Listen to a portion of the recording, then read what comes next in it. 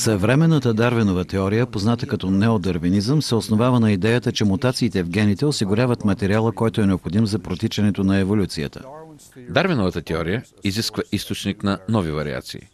И в съвременната дарвинистка теория този източник е мутацията на гените. Това, което знаем е, че мутациите в гените може да предизвикат промени в протеиновите молекули.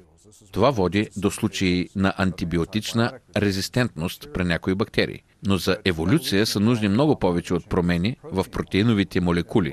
Тя изисква промени в цели организми и формите на организмите. Това, което биолозите наричат морфология.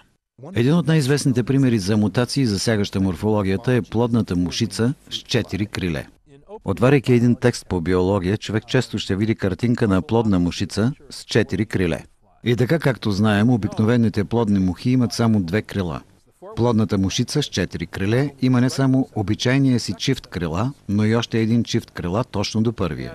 И текстът или обяснението към картинката казва: това е доказателство за процеса на еволюция. Мутациите засягат процеса на развитие и може да се наблюдава интересна аномалия, както е в случая с плодната мушица с 4 криле. Копирането и реорганизациите на гените наистина могат да предизвикат много внезапни генетични изменения. Това може да са драматични промени, както с мухата, на която внезапно изниква допълнителен чифт крила, или появата на антенка там, където би трябвало да има око. Аз не привеждам това като примери за еволюция, а като пример за способността на генния инструментариум да предизвика много внезапни и драматични изменения в морфологията на организмите.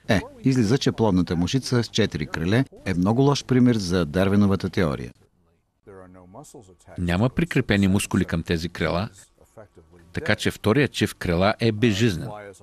Мухата е безнадежно усъкатена.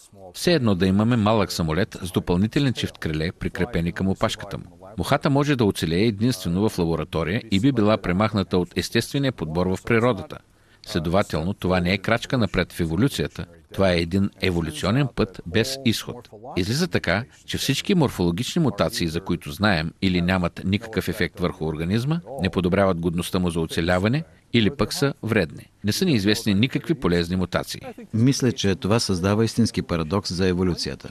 Ако смятате да промените една животинска форма, трябва да го направите по начин, по който организмът би оцелял и би предал нататък новите промени.